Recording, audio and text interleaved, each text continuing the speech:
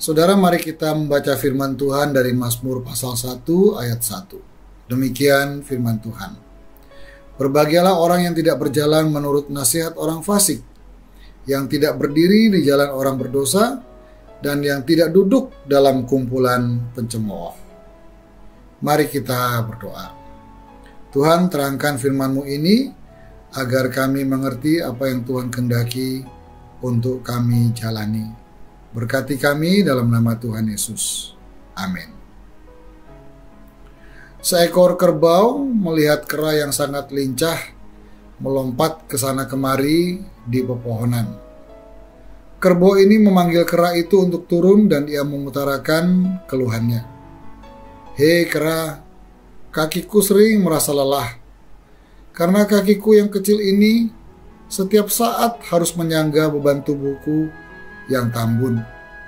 Tidak seperti kakimu yang begitu kuat, bahkan bisa dipakai bergelayutan di ranting pohon, kata si kerbau dengan sedih. Oh begitu ya, jawab kera. Begini saja, coba ganti kakimu dengan kaki gajah yang besar itu. Si kera memberi saran. Wah, baik juga saranmu itu, kata kerbau menanggapi. Namun beberapa saat kemudian kerbau bertanya lagi, tapi bagaimana caranya mengganti kakiku dengan kaki gajah? Si kera celingukan, bingung dengan pertanyaan lanjutan itu. Akhirnya kera itu menjawab, wah, kalau urusan bagaimana cara mengganti kakimu, kamu harus pikirkan sendiri, karena aku sendiri tidak tahu caranya. Kemudian si kerbau pergi dengan beban yang masih ditanggungnya. Saudara, hidup ini memang tidak ringan. Maka agar lebih ringan dalam menjalani hidup, kita sering membutuhkan orang lain untuk mendampingi kita. Orang lain dibutuhkan untuk memberi saran, nasihat, motivasi yang menguatkan, bahkan kritik dan teguran yang menjadi masukan untuk kita. Kalau kita menemukan orang lain yang tepat, tentu kita beruntung. Tetapi kalau kita didampingi oleh orang lain yang tidak tepat, kita akan celaka. Sekali lagi, kita memang membutuhkan saran, nasihat, dan kritik dari orang lain. Tetapi ternyata tidak selalu saran, nasihat, dan kritik itu benar dan baik. Tidak selalu nasihat itu tepat buat kita. Tidak selalu kritik itu bijak.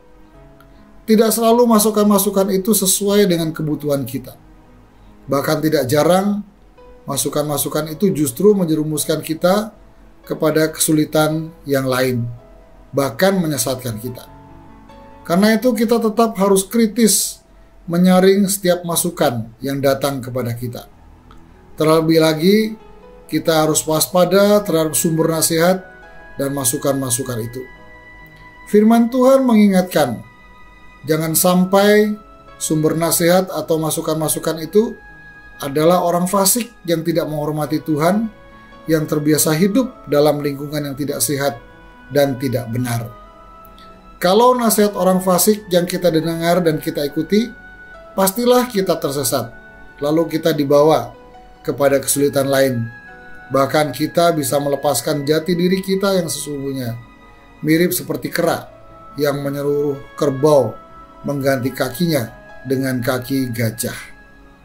Carilah nasihat dan saran dari mereka-mereka yang biasa bergaul dengan firman Tuhan.